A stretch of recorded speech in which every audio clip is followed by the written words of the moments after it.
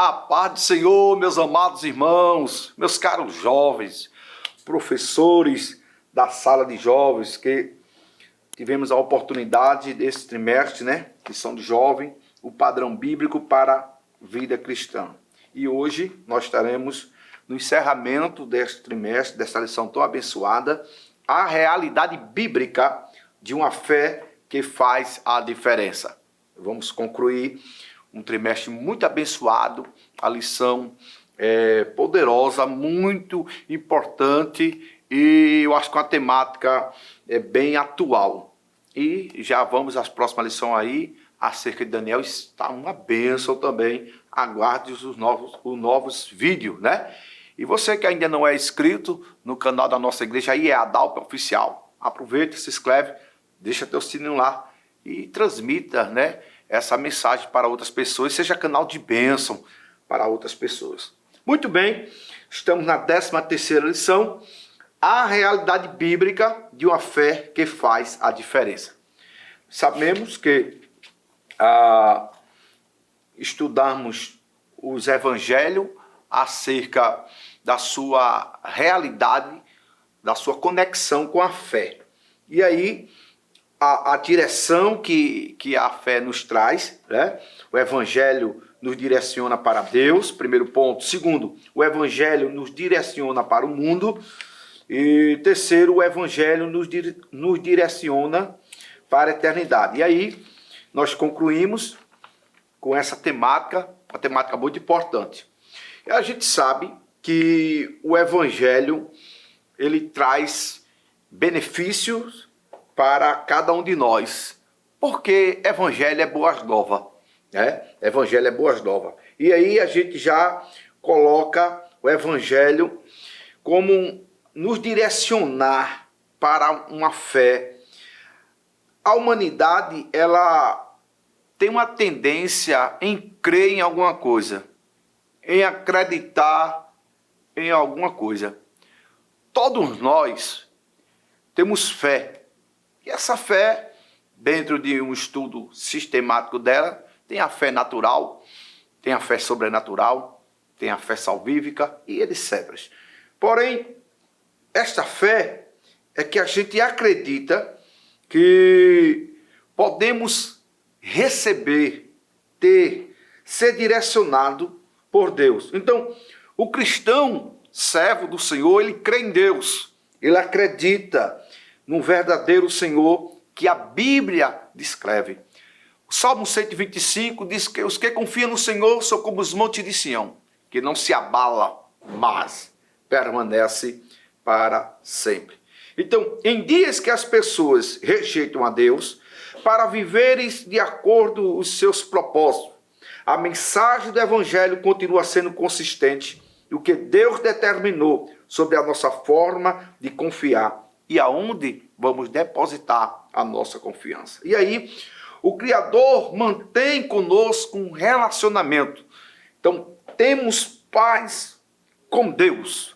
E essa paz excede todo entendimento. Essa paz é interna. Essa paz nos dá a garantia de, embora vivemos em um contexto social, um caos, embora passar por momentos de vendavais, de momentos de dificuldade, em momentos de aflição, e muitas aflições, mas temos paz, porque temos uma ligação com Deus. E o evangelista João escreve, diz que a paz é diferente, a paz ela é interna, e Jesus dizendo aos seus discípulos, não dar como o mundo dá, como o mundo oferece. E na sua últimas doutrina, e já próxima à sua partida para o céu, ele disse, eu deixo a minha paz vos dou. Glória a Deus. Então, a boa nova do Evangelho traz para nossas vidas esse sentimento, que não que nós não vamos passar por dificuldades, conflitos, momentos de, muitas vezes, de ficarmos tristes. Não. Até o próprio Jesus, ele nos alertou acerca disso. Ele disse, no mundo tereis aflição. Tereis aflições, mas tem bom ânimo. Da forma que eu venci, você vai vencer também. Então, Jesus não deixou isso bem claro, bem explícito na sua palavra. E aí a gente faz aí um resumo desse primeiro ponto e partimos para o segundo ponto. O evangelho que nos direciona para o mundo. E aí a gente tem o primeiro subponto que fala sal e luz. Jesus diz, vós sois o sal da terra e a luz do mundo. Ora, o sal da terra. O sal é um elemento importante para todos nós. Um elemento universal. E serve e acrescenta ou tira, mostra que ele está presente em uma refeição. E ele não estando presente, há uma falta dele. Mas porém ele não aparece. Você não verifica dentro dele, mas ele traz sabor e ele traz diferença.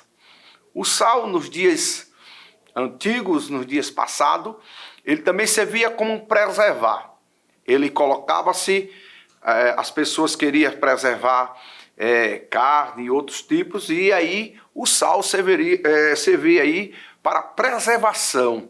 Então, o sal da terra serve para também preservar a igreja nesse mundo caótico e contaminado pelo pecado. E o segundo emblema que Jesus fala é a luz.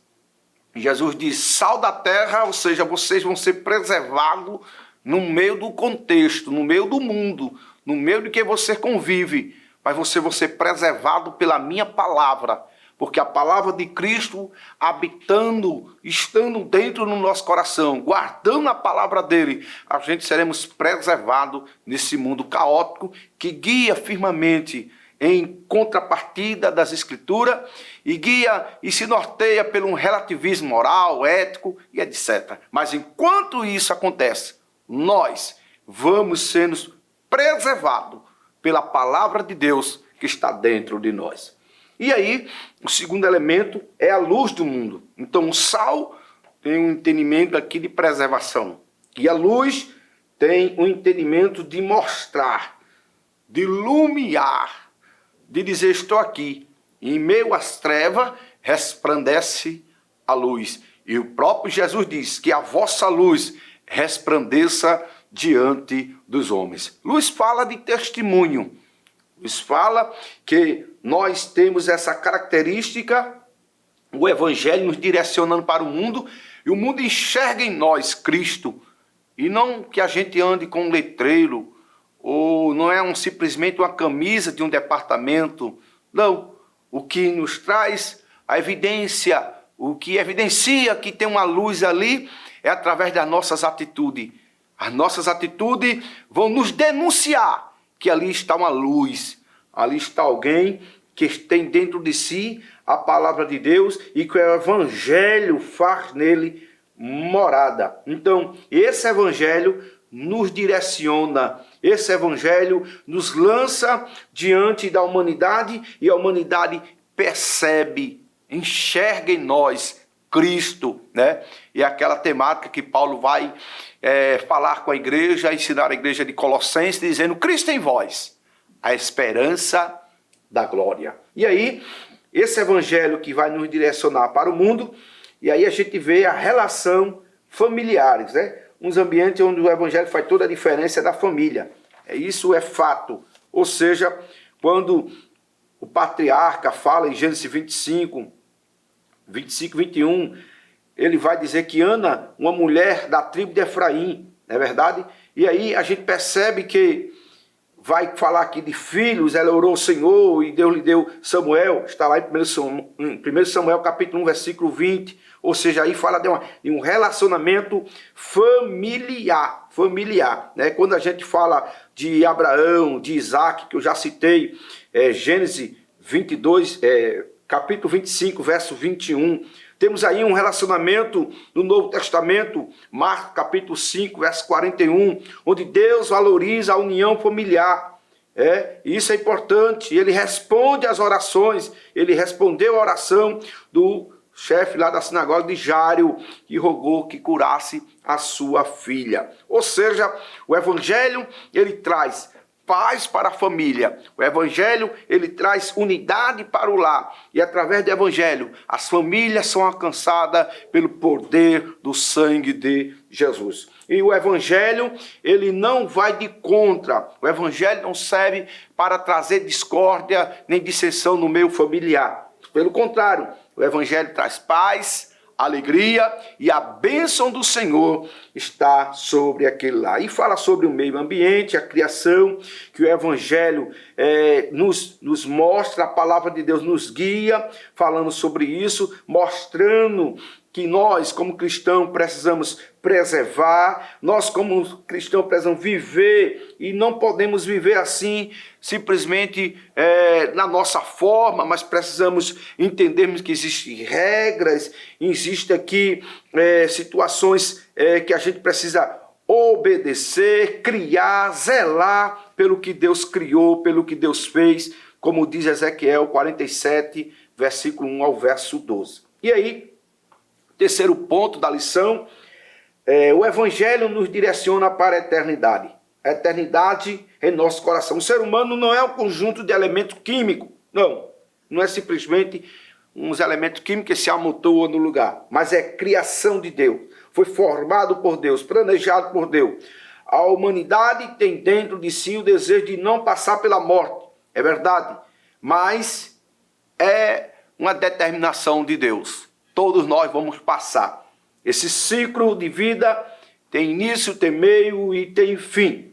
Porém, o que nos deixa tranquilo, o que nos deixa certo, é que a verdade, que a eternidade está no nosso coração. Deus fez tudo como uso do seu devido tempo. E também pôs a eternidade no coração do ser humano, sem que possa descobrir a obra que Deus fez desde o princípio até o fim. Então, a gente sabe que é eternidade com Cristo. A gente sabe que a morte simplesmente é uma mudança de vida, é uma mudança de endereço, como diz alguém. Deus criou o homem não para morrer lá no início, porém o homem buscou as suas invenções e o pecado trouxe a morte, trazendo agora o castigo, a sentença, porque Paulo vai dizer à igreja de Romanos que o salário do pecado é a morte. Evidentemente que agora o homem, depois do pecado, foi sentenciado a morrer. Cristo, quando arrebatará a sua igreja, a igreja será arrebatada, vai proporcionar para a igreja uma eternidade, um corpo glorioso, um corpo de glória. É por essa razão nós cremos que esse evangelho vai nos direcionar para estar eternamente com o Senhor. E aí a gente compreende essas verdades bíblicas. O evangelho de Jesus Cristo pode fazer grandes coisas pelo homem moderno, tanto quanto fez pelos homens que creram em Jesus nos últimos séculos. E até que o Senhor Jesus retorne para buscar a sua igreja, devemos pregar e viver a sua mensagem como um exemplo a todas as pessoas de todas as culturas. Encerrando essa parte, trazendo essa palavra de encerramento, o último ponto, onde mostra para nós o direcionamento que Jesus quer para cada um de nós. Entendamos que o homem, ele nasceu, ele produz, porém, ele vai morrer. Mas é um detalhe importante. A eternidade existe para todos nós. Porém, enquanto vida, nós precisamos escolher aonde queremos passar a eternidade. Se ao lado do Senhor ou distante dele. É uma escolha nossa. É uma escolha nossa. Não é que Jesus vai preparar para nós e decidir por nós. Ele foi preparar um lugar para todos. Ele preparou um lugar para todos. O céu é para todos. A eternidade é para todos. Porém, nem todos atentam para a grande salvação. Nem todo atenta para o que Deus quer, né? E apóstolo Pedro, ele ministrando a palavra, em Atos capítulo 4, versículo 12, ele disse, porque não existe em outro nome que há salvação. Não tem outro nome que possamos salvar. Então, o único que salva, que prepara e que caminha o homem para a eternidade, uma eternidade de paz com Deus, é Jesus.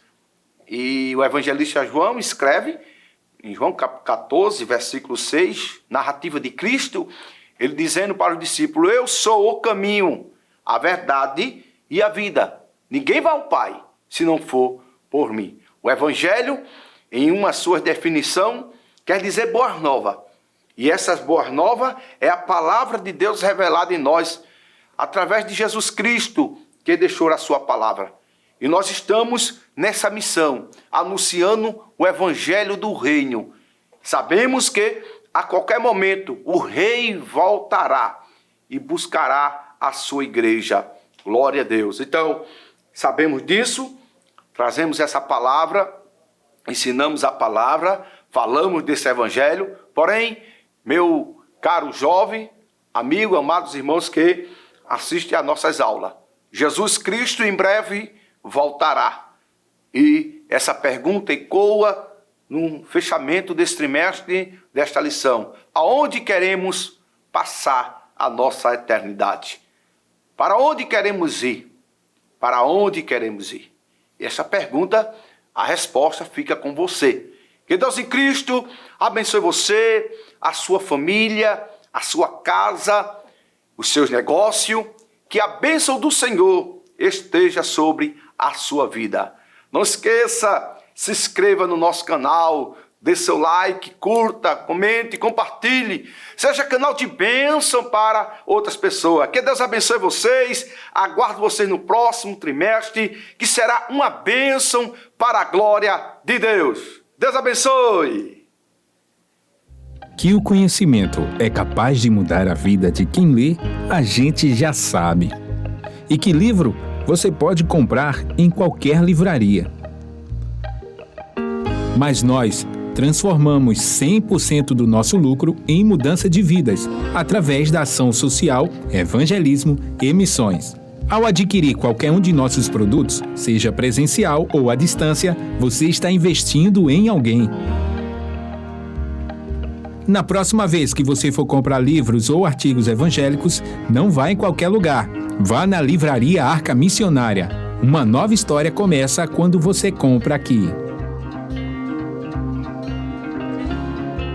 Agora você pode fazer a sua contribuição através do Pix. Uma operação rápida, segura e sem custos. Abra o aplicativo do seu banco, clique na opção Pix e em seguida vá na opção Transferência. Depois é só digitar a nossa chave Pix, que pode ser o nosso CNPJ 11 120 490 0001 86. Nosso e-mail contribua@eadalp.org.br ou nosso celular 81 98883 2755. Verifique se a contribuição é para a Igreja Evangélica Assembleia de Deus em Abreu Lima, Pernambuco. Confirme a transferência e depois siga o procedimento do seu banco. Anote nossas chaves Pix para não esquecer. CNPJ 11 120 490 0001 86. E-mail contribua@iadalp.org.br. Celular 81 98883 2755. Você está contribuindo para o crescimento da obra de Deus.